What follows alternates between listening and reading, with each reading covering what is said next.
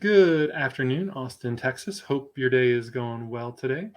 Today I am joined by Jason Whitson of Wellcore. How's it going today, Jason? I'm good, Troy. How are you? I'm doing well. It's been a fast start to the week. Somehow it already feels like it's the end of the day. It's one of those fast day. I don't know, is it usually slow days, fast years, or something like that? Like it's everything just seems fast though. The last six to 12 months for whatever reason, and I'm sure as a relatively small company that is the case for you a lot too, just because there's usually a lot on the plate of startup companies. Yeah, time is definitely flying. Nice. You're with Wellcore, based here in Austin. Usually kind of like to start out a little bit with just like origin story, a little bit about you as one of the founders of the company and kind of just get a little bit of your background, maybe a couple minute origin story about yourself and the pre-core days. Yeah, origin story. Can't help but mention that I was born and raised here in Austin. Been here all my life. Every now and then I run into a fellow unicorn, but it's pretty rare. I would Uh, feel like out of the 80 or so podcasts I've done, I've had maybe five or so people that were either at least, if not native Austins, like native Central Texans or Texans, but a couple that are native Austins. So it's definitely not the norm. So it's cool to be able to say that is you. yeah, I'm a tour guide for everybody that's riding around in my truck with me. Do you know what used to be there? Do you know what used to be there? Yeah, origin story. So born and raised in Austin, but as it pertains to Wellcore, Wellcore was this opportunity that came to me about a year and a half ago, a little over a year and a half ago. We're a Redbud Brands portfolio company, and they had this idea about human optimization. So healthcare for people who weren't necessarily sick, but wanted to be the best possible version of themselves. And I got to talking to a couple of the operating partners and founders there and realized that my experience in IT and technology and app building, community building, athletic performance, human performance, healthcare, and telemedicine was just this strangely perfect mix. And I often joke about how they had me in the first few minutes of the conversation. I wanted to be a part of this, but of course, drag it out for a couple weeks. But yeah, year and a half in, the idea was to build something that was extremely high end and premium that was just the antithesis of any existing healthcare experience today. Being a poor kid that grew up without insurance, I knew how expensive healthcare was, how difficult it could be to consume. And we just wanted to build something that was nothing like that. Add in the fact that it has human performance elements, addressing extremely important foundational elements of health and wellness. And you had just a perfect storm for something that I'm really passionate about and wanted to do.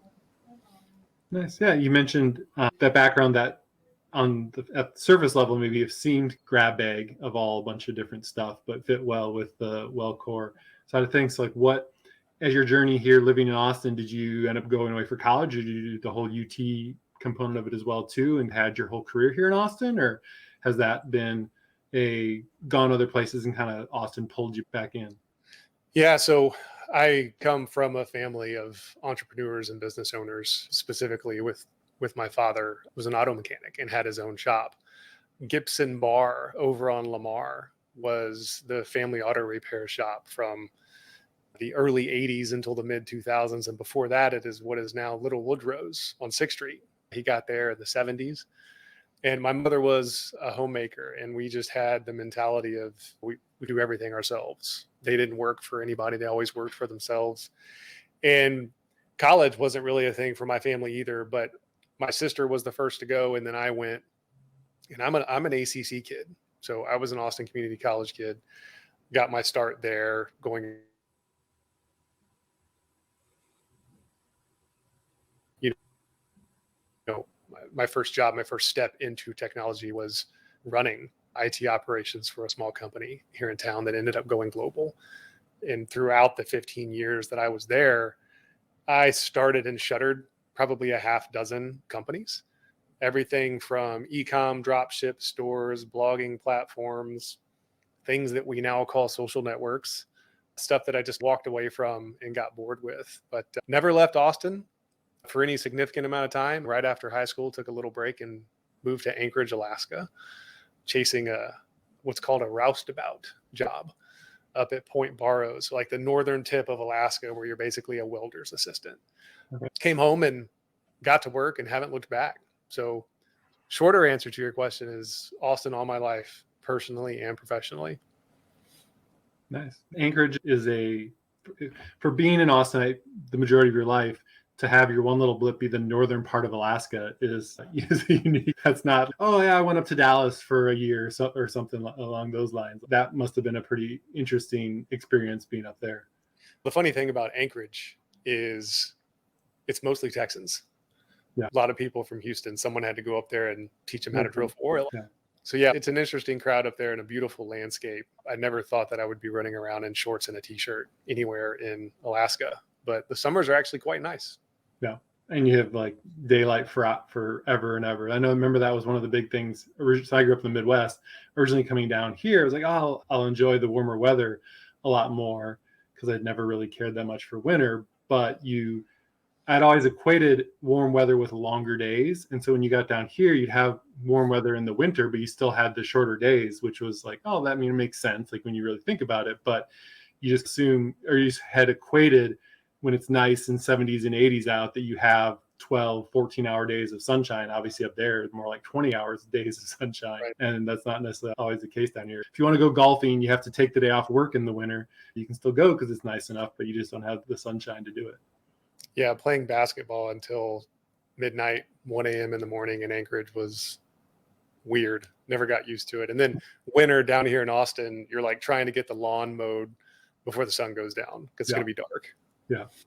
No, it's that I say definitely two different worlds in that regard as well too. So it is interesting. A lot of the people that I end up interviewing on the podcast, because it does focus on a lot of small business owners and founders and stuff, definitely a super high percentage of them had parents that did some type of entrepreneurial or small business kind of thing as well too. It seems as if it was either much more accepted or a much easier path to find when that kind of what you were used to growing up, which shouldn't be that surprising necessarily in that regard. But it's always interesting to hear the stories of parents and family members that were doing their own thing as well too, and not worried about having the regular 9 to 5 and making things work. Because I think that's probably the biggest scare or worry for a lot of people that want to maybe do their own thing, is just the uncertainty of it and how entrepreneurs have to deal with that honestly on a daily basis, let alone on a quarterly or yearly basis. And so how do you think that affected you and your journey to becoming an entrepreneur? I feel like there's two routes that an entrepreneur can take. There's the I'm all in, I'm making my living from this startup or second mortgage on the house kind of thing. And the other ones, like myself, is you have a job where you're delivering or over delivering between the hours of 8 and 5 or 8 and 6, and your evenings and your weekends and any spare time that you have go into building something else. I feel like now everyone's calling that a side gig. It's almost like entrepreneur is not the word that's being used. It's like everyone needs a side gig because that's how you're going to make it. So I think it's still pretty common, but I guess it's a little bit more accepted. And I don't have the data to verify this, but I feel like back in the 80s, maybe there wasn't as many gigantic employers like there are today. With the growth in the tech space, I feel like we have a lot more IBMs and GEs of the old days. You could even talk about the automobile industry, some of the biggest employers in the world. So I don't know. It was normal to us and it feels normal now. It just has different words. Sure.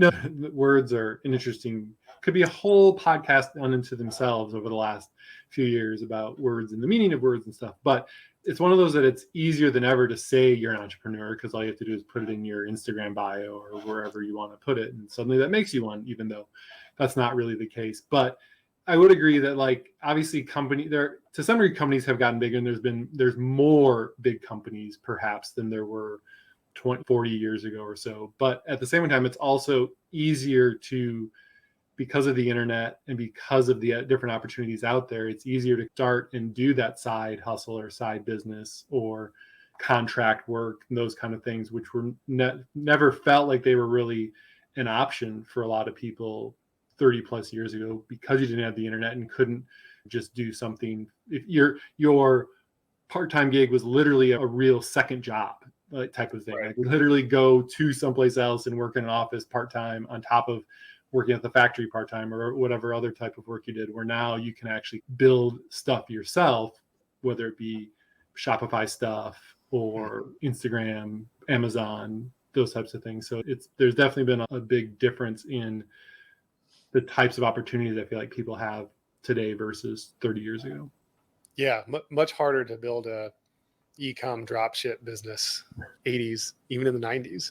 A lot easier today. Yeah, very much. You mentioned for you then starting off being a part of a company, but doing a lot of different things for them. And then again, some of the stuff on your own. What prompted you to have that desire? Because there's a lot of people as well who, even though when you're in it, it feels like everyone has a side business, side hustle kind of stuff. But in reality, there's a lot of people that don't. There's a lot of people that go to their 9 to 5 and then want to go play on the softball team or want to go hit the golf course or whatever that may be. What in your mind had you deciding, hey, I want to try all these different kinds of things, e-commerce, drop shipping, social media, all those different things along the way? I got really lucky in that my first real job, meaning not working on cars at the shop for my dad or working at a movie theater over in Westlake way back in the day, I was working in a space that I actually liked even in my spare time. So IT, IS, data centers, building out high performance computing capabilities to solve problems for the Department of Defense. I wanted to do that stuff at home. I did that stuff at home. And it was a tough sell in the beginning with the CEO that I reported to at my old company. But he quickly came around and was like, okay, I see what you're doing. And what it was that I would do things in my spare time, which an employment agreement might say, hey, anything you do like on company hours is hours. I'm like, hey, well, then I'm going to separate church and state here and do it at home. I learned things trying to build businesses that I brought into the full-time job, whether it was building web-based apps, and I'll date myself here, building stuff on the lamp stack that turned into a product delivery system for all of our clients at the company that I was working for full time. Everything they learned about building what I would call a personal supercomputer. I never built anything that would take up this entire room, but built some things that would take up a couple racks worth of space. Brought that into the office and was able to help the computer-aided engineering team solve problems for the modern warfighter. So the luck was my full-time job was something I loved, and I could experiment and turn some of those things into businesses separately. Sure. Now, granted, everything that I learned or did on the side didn't translate to the full-time job, but a lot of it did. Yeah. And like I say, a lot of it obviously has been impactful for different other parts of your career as well, too. Absolutely. That's a big part. Again, another big part of entrepreneur life, like social media likes to glamorize it as people making millions of dollars when that's not the case for most entrepreneurs. But the fact that you're generally going to fail way more than you succeed can be a tough pill to swallow for a lot of people. And so being able to have, I'm sure, some of those micro failures, which really aren't failures in the big scheme of things, but at the time they feel like it, right? When you're going through whatever project you're trying to do and hope it has success, it can feel that way if you're not used to, hey, this is not that big a deal that it failed, because we'll just move on to the next thing or figure out how to change it to be something better. And it's a mindset. And short of referencing some of the books that we've all read, yeah, failures are lessons, and you'll probably never make those mistakes again, but made plenty of those along the way. Still make them on a daily basis. Yeah. And you honestly learn while they can hurt, you learn so much more from them than the small successes that you have. Obviously, we both talked about sports stuff before. It's why coaches like losses more than they like wins in some cases, because your team learns so much more when they lose versus having a win where they maybe didn't execute that much better than the loss, but it's harder to get those lessons through the win a lot of times than it is through the loss. And so having those setbacks is probably honestly a better word even than failures, but having those setbacks along the way is actually super beneficial for moving you further down the road. Agreed. So you're at the previous business you were at, or because that was mostly like not self-defense, but national defense stuff, contractors things that you mentioned, the IT stuff. Was there any jump between there and then getting to Wellcore? I wouldn't say that there was a jump from there because there were a couple stops along the way. 15 years at that company led to actually Under Armour. A really good friend of mine and I built a company, just the two of us, with some contract development help, built a search engine effectively for upcoming fitness activities. And we built it for ourselves because at the time we were still competitive athletes with a team, and organizing a team of, I think at the time it was 12 men, adults. It was like herding cats. And to practice our sport, there's a lot of minutia and details in terms of what kind of practice, what are we going to do, where are we going to go, how fast are we going to go there. And him and I are super AD about being organized. So we just built a tool. And then we're like, wait a second, we're inadvertently surfacing opportunities for people to join an event or an activity. What if we did this for more sports?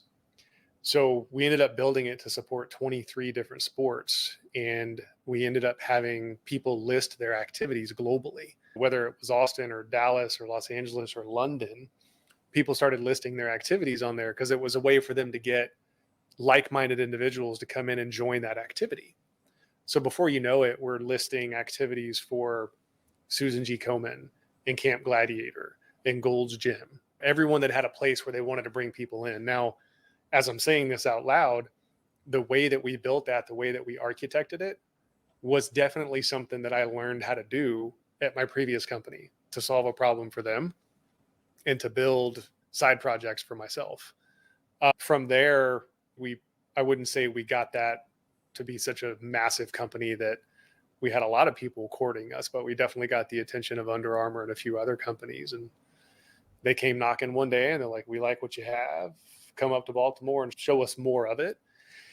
And we went to what's called their Future Show. It was their version of Shark Tank. Just as high pressure, if you ask me, because some of the people that were on the other side of the cameras, Olympians, professional athletes, executives, it was intense. And we got sent home on the first day of 3 days. And we were pretty down on ourselves about that. We thought, man, we thought we had a great idea. We could integrate with what they were doing. Like it was going to be great. Lo and behold, what we found out is they wanted us to go home because they didn't want anyone else to see it.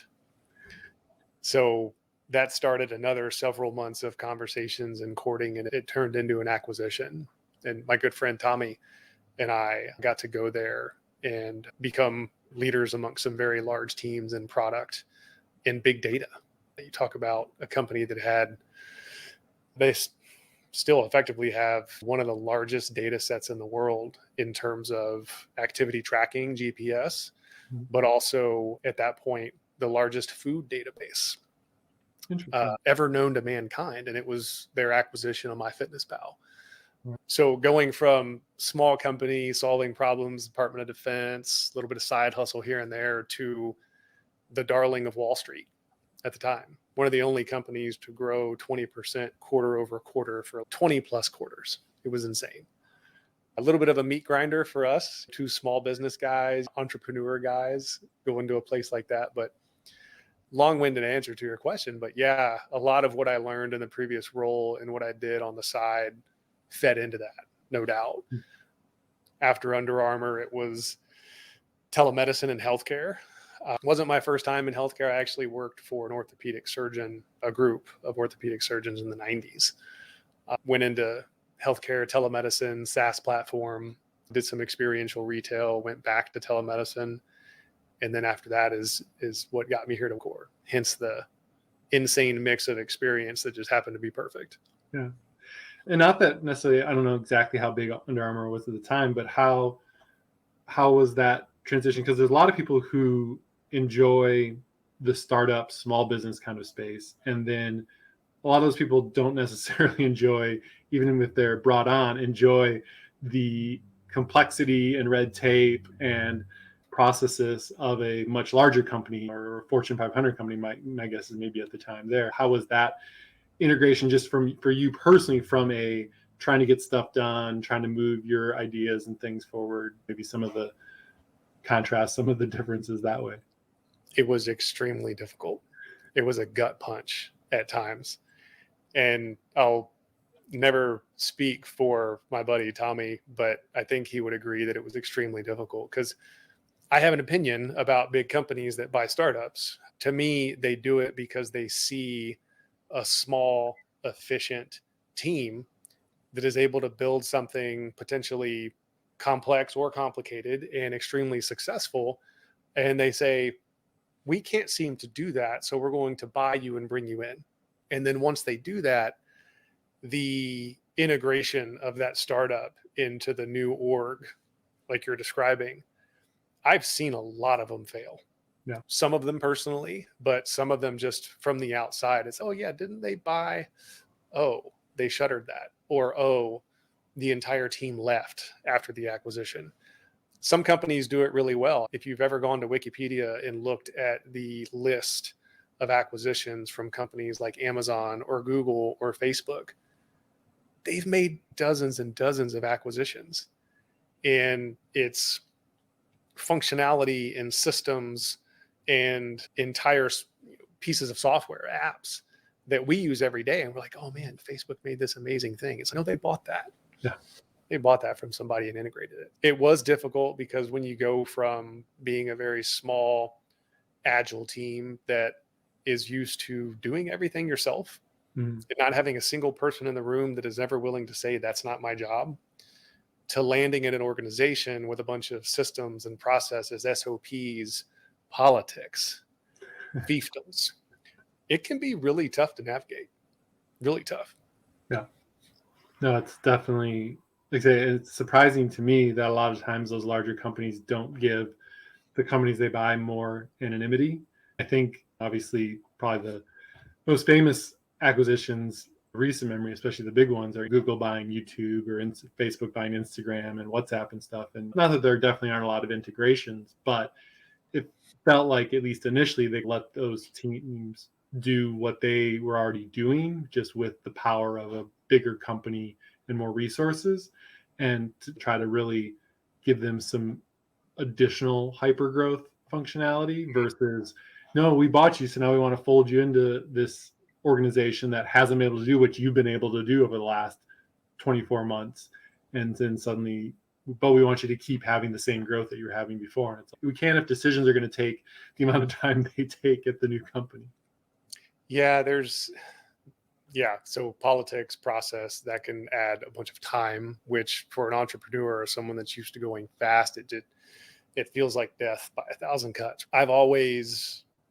It's effectively what we're doing here at Wellcore, but in some of my past lives, I had this desire to effectively build or operate a skunkworks team where it's, look, we're going to be extremely focused on going and solving this consumer problem or business challenge. And that's all we're going to do. Tried it before. And strangely enough, the answer at the larger companies is like, you're going to create a riff with other people who want to do what you're doing, but they can't. They need to go work on their stuff. And we're like, no, like we should be able to compartmentalize and go get this thing done. But the no that I've heard in the past was basically, don't want to rock the boat. Yeah, that's not how we do it here. Yeah, it's not how it's always been done. That's one of the worst ones, yeah. So with Wellcore, what kind of got you deciding, hey, then my next step or my next project, it was first off that it was right, the timing was right for a new project, but then also going into healthcare and that side of startup, because I don't, as someone that's on the periphery of the startup culture because of Austin and how widespread it is here, healthcare doesn't seem like the first place you'd want to go if you're thinking, oh, I want to be able to have things go fast and make big impacts on stuff. Not that there isn't plenty that needs to be done in the healthcare space, but there's obviously a lot more regulations and maybe not monopolies, but big players that kind of dominate the space and stuff that way. So what was the impetus to be ready for that next chapter? And then why was a healthcare startup kind of that route? It was a confluence of things. One of them being, again, luck. So timing.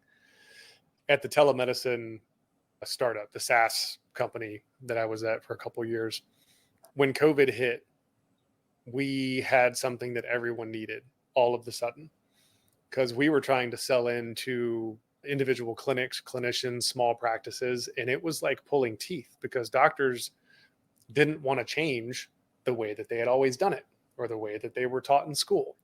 Their days were 15-minute appointment after 15-minute appointment, and they were trying to do as many of them as they can to feed their family. A lot of people don't realize that being a physician, now granted, there are specialties that pay really well, but being a physician is not going to make you rich these days. Yeah. Because you're subject to whatever the payers are willing to give you, insurance companies. Yeah. So there's a little bit of altruism there where it was like, man, something here really has to change. So we had this SaaS platform where like, we need to make access to care easier and more convenient so that people will consume it like they consume everything else. We have a instant gratification, bring it to me society today. The Jordans that are on my feet right now, which is a new thing that I got addicted to a couple of years ago, I can have just about any pair I want brought to my house. Same thing with a loaf of bread and a carton of milk. Everything you want can be brought to you. And the idea was we need to do this with healthcare wherever possible in order to get people to consume it. Otherwise, care avoidance is just going to continue to spread. And people aren't going to come in and ask for help until they're just really broken. And sometimes by then it's too late. So COVID hits and we had this thing, and doctors made the shift. We're all of a sudden competing with Microsoft Teams, Google Meet, Zoom became a household name. And of all things, FaceTime for telemedicine was allowed with the relaxation of HIPAA enforcement. So we had some competition, but there was enough business to make us feel like, man, we're on fire. This is great. But every time we would hear about maybe the country opening back up or 2 weeks to flatten the curve, we would see utilization go down. And doctors would shift back to, nope, come on into the office.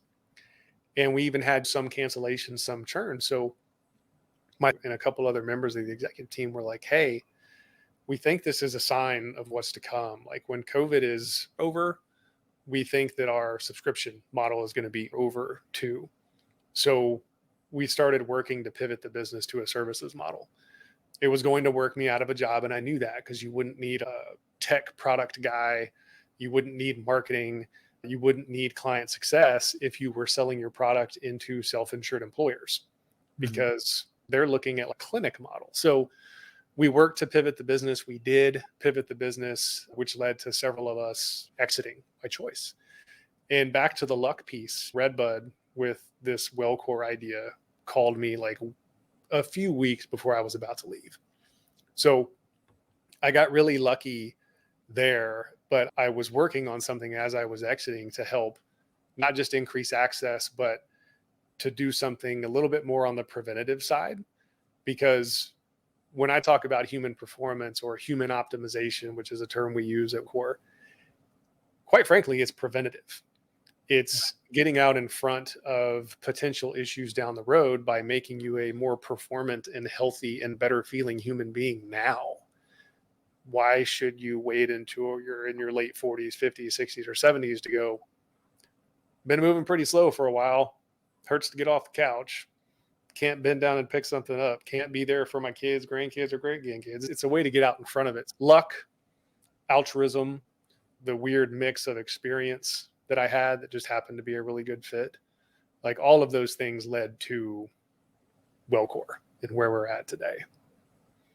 Yeah, you mentioned the preventative side of it. Which fortunately that's becoming more and more of a thing. I feel like more people are diving into that. And again, obviously for a couple of guys who are past what would generally be considered our prime, we both try to stay pretty active and stuff. And so that's the 40s, the new 20, or 40s, the new 30 kind of stuff that you keep seeing, right? Like people are staying healthier longer, but that doesn't always mean that they're being in hopefully being as specific as far as what they're being healthy with, right? Anyone who's tried to go on a diet knows that it's a pretty challenging thing to try to lose the 10 pounds or 20 pounds once you've put them on.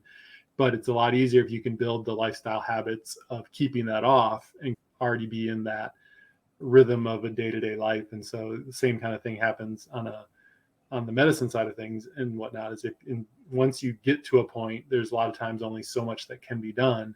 Whereas if you can build that lifestyle that prevents you from or prolongs you being able to stay young and healthy and active for a lot longer, that's going to be a much better scenario. Yeah. And I don't have the numbers off the top of my head, but I do know that when COVID was seemingly here to stay, call it 6 months in, there was an explosion of offerings and sales of at-home tests, at-home assessment kits. Some really large companies started doing that. Some in Austin, people were taking or attempting to take control over their health, and they were wanting to understand, like, why am I always tired, or why do I feel this way, or why can't I eat this food? Like, why does it affect me that way? Is there anything else that's going to negatively affect me? Sleep tracking, like, you name it. Everyone wanted information about their health and wellness. And where it fell short was what I call the so what. Like, okay, you've got some data that says you're not great here and you're not great here, and you might want to look at this. But you were just left with a PDF, like a report. And some of the testing mechanisms, the techniques, were not trusted by physicians. So you couldn't walk into your doctor's office with the PDF and go, hey, need some help here according to this file. They're going to say, cool story, I need to send you to a lab and get some blood work or a urinalysis. Like they wanted more traditional lab work done. So it fell short. And it was also an opportunity for companies like ours, and there's definitely some others in different spaces that are like, we're going to help you with the tests and identify potential issues, but then we're also going to bridge the gap and provide you with that path to do something about it.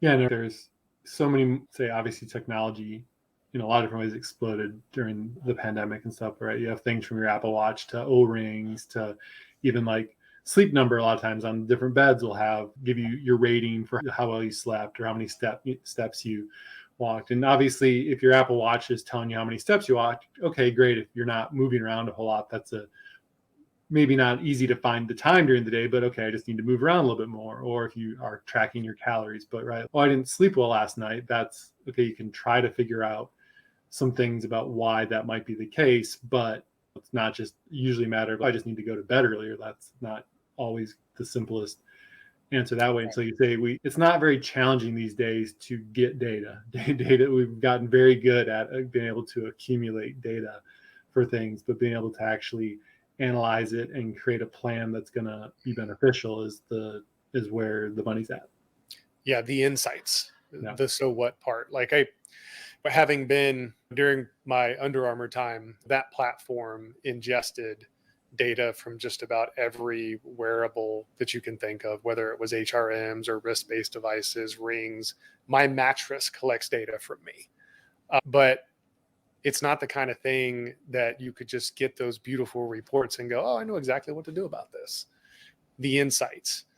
It's something that we actually have on our roadmap because our virtual care platform is capable of ingesting that data too. But we would need to build a team that can work with the clinical side to say, look, here's all the data that we're getting from this guy, Troy, and this guy, Jason, their complaints or goals versus this. What could we give you from this data that would help inform your plan for them? And that's going to take a lot of iteration and collaboration for them to get to what those insights are. So defining them and then go into your point, synthesizing that data to go, this is what Jason needs to do. This is what Troy needs to do. And they might not be the same. They're not going to be the same for everybody. And diet is one too. Don't put me on a diet that looks anything like vegan or vegetarian. My body shuts down. Like, I do not do well on those things. I have different needs. My body processes food and different foods in different ways. It goes back to one of our principles here is there is no one size fits all. Personalized medicine it's where we're going. It's where we have to go. So give us the lowdown about Wellcore, what you guys specifically do and how you help people kind of achieve their best selves. Yeah, we are building what we call a human optimization platform. That's a collection of words that should not be put on a billboard because not a lot of people will look at that and go, I know what that is. So our services in the beginning, the first two things that we've built are painless, at-home hormone optimization for men. And the women's service is going to be launching here in the next, call it 6 weeks. The other term that everybody uses for this is hormone replacement therapy, and they put it in the bucket called anti-aging. We're not huge fans of that term because it's a marketing term and there's no such thing as stopping the aging process yet. What we do is put back things that nature is slowly taking away from us over time. So for men, the sex hormone that makes us what we are and is responsible for well-functioning systems in our body is testosterone. It's what gives us the bone density we have, the ability to put on and maintain lean muscle mass. It's responsible for things like our facial hair, our deeper voices. Like, it's literally the thing that makes us what we are. And your body, and this is for everybody, your body will stop producing it a little bit at a time.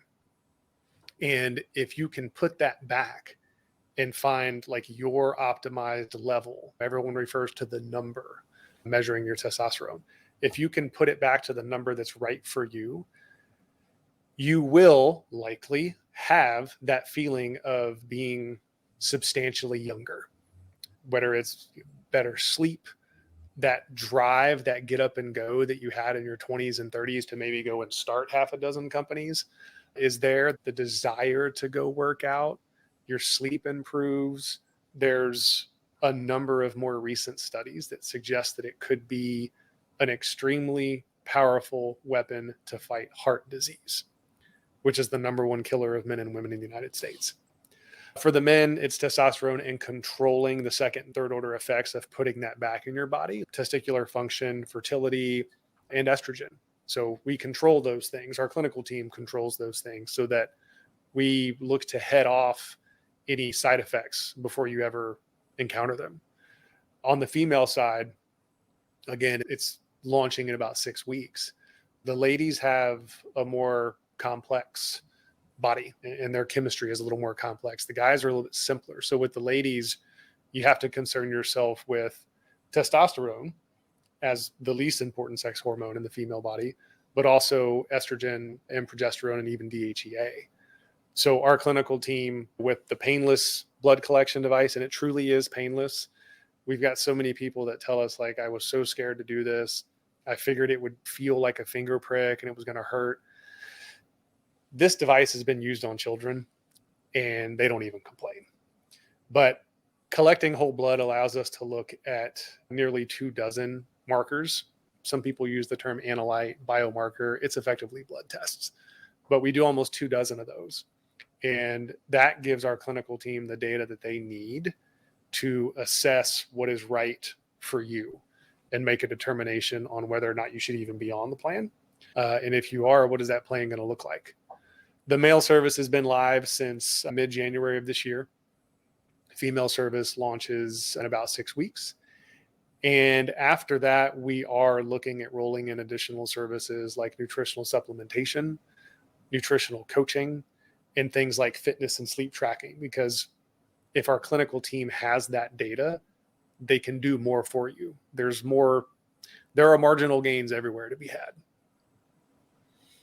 Yeah, and like I say, if that's the thing that they're focused on, then unlike going to your regular doctor who's got this data is nice, but I need to start from ground zero to really figure out what's going on, they'll have a better idea of how that fits into everything else that of the data that you've given them. What So as someone who's into health and fitness, what kind of makes you guys different from, because knowing that men lose testosterone as there is not necessarily a phenomenon. And there are, unfortunately, a number of companies out there that, while they may do some stuff to help it, doesn't seem like it's really maybe the best company to go with for this type of situation, for lack of a better, for being nice with the health and wellness industry, because unfortunately a lot of times it doesn't deserve it when you go on places like Instagram or Facebook, and you can get a lot of stuff that's pretty inaccurate, to say the least. What kind of sets Core apart from other companies that might be out there? Yeah, you can find good quality and poor quality everywhere you go, and healthcare is not exempt from that. You mentioned health and wellness. Supplementation is a big category in there, of course. There are some companies out there that make amazing supplements. They're pure. You can request the lab results, the testing, the purity reports from them. A lot of them won't give that to you. I encourage everyone to ask for those things from any supplementation that they're taking, because otherwise you don't really know what you're getting. The same thing applies in healthcare. Like, I think we've probably all had an experience with a clinician, whether it's an MD, a DO, an MP, or a PA. There's good and bad ones.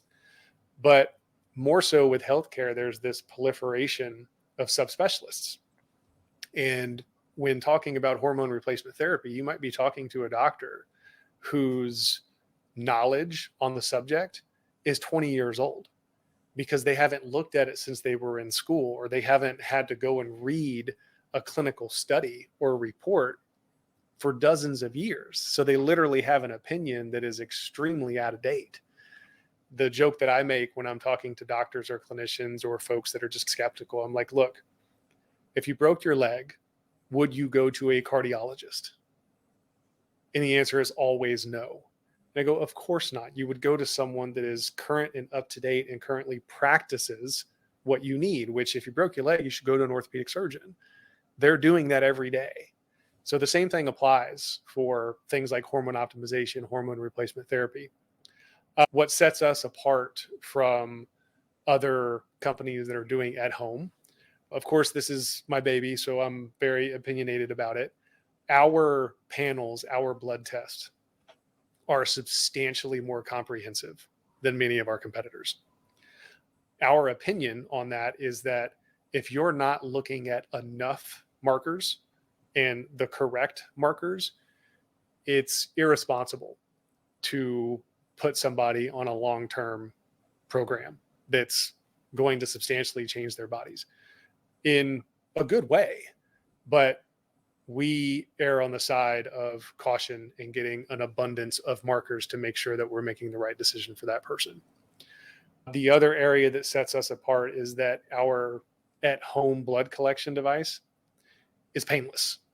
You don't have to prick your finger. We're not huge fans yet, although we're looking at some of it, of saliva-based testing for sex hormones. It's come a long way and it's still progressing. We'll keep an eye on it. But the amount of blood that we can collect in a painless way definitely sets us apart. For the men, if you end up on a Wellcore protocol, nothing beats injectable testosterone in terms of bioavailability, how fast it can act, even though we're all a little bit different. Asking people to self-inject at home is asking a lot. So we've got a device that helps take away some of the fear, the uncertainty, the angst, but also contributes towards making the injection practically painless. Couple that with the fact that we're able to use extremely small needles, and we just continue to chip away at the fear and the pain. It's an extremely high-end product, both in terms of the practicing medicine, but also down to our packaging. We left no stone unturned. You're going to get a really nice high-end box that we call the nuclear launch code box, because there are some dudes here that watch too many action movies. But it's something you literally open up and you've got this die cut foam setup where everything has its place and everything is labeled. And the instruction sets are really easy to understand, because we didn't want people opening up this box and it's like syringes and needles and devices. This scares me. Sure. We drew, jokingly, but seriously, we drew inspiration from IKEA assembly instructions in terms of making them extremely simple. but we definitely put some design into them so that they're not black and white stick figures. Every person that becomes a client has a dedicated team. And that team is a group of people that will be the same group. They will know their faces, they will know their names, and they will have their contact information. There is no call the front desk, leave a message, hope you can get in to talk to your clinical team type of stuff. You will get somebody because you're going to reach out and you're going to ask for Brent because you're going to call him or email him, or you're going to talk to Valerie. So you're going to know your team. And that's something that sets us apart too. We didn't want anyone to feel like they're a number. The way that we plan our staff is that we're not going to inundate anybody with having too many clients. We have a set number and it's fixed. And once you have that many clients, you're not responsible for anybody else because we don't want the attention and the reaction times to slow down. Nice. Now it sounds like, again, definitely a higher caliber operation than a lot of health and just blanket health and wellness or blanket supplement places are, because they say, unfortunately, that side of the space, aside from the healthcare, obviously with the healthcare, it has to be a little bit more regulated, but there's so much stuff that's just outside the true healthcare space in health and fitness and supplements and stuff that really doesn't have to be that well regulated, that it then can lead to a lot of problems. And so to see you guys going above and beyond is very cool. Yeah, we definitely built it for ourselves. Like we built it in a way like this is something we would want to consume. This is something that we would pay money for. Yeah. For people that are looking to find out more about you guys, what are the best places or best place to kind of make that happen? Yeah, most people, their first introduction to us is going to be the website. So teamcore.com is ours. I just got a facelift, by the way, and it's gorgeous. I'm staring at an individual that had a hand in that. Everything starts there. We try to strike a balance of educating and informing people about what it is that we do, the space, hormones, why they're probably one of the most important things that you can tackle for your overall health and wellness.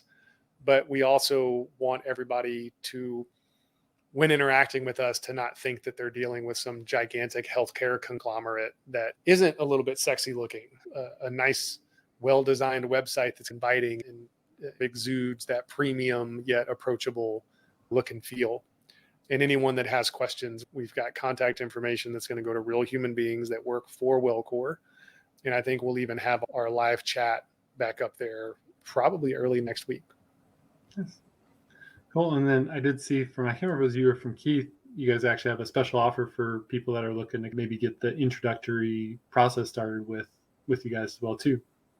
We did. So we created a coupon code that allows listeners to go and order the assessment kit using the code ATX Spotlight, and they'll get it for $19.99. That assessment kit usually sells for $200. I use the term street value, meaning if you were to go and cash pay for this stuff on your own at a lab and a doctor's office, it's going to run you $600 or $700 to do the comprehensive tests. And that's not even taken into the account that it's a painless device that you can use on your own at home.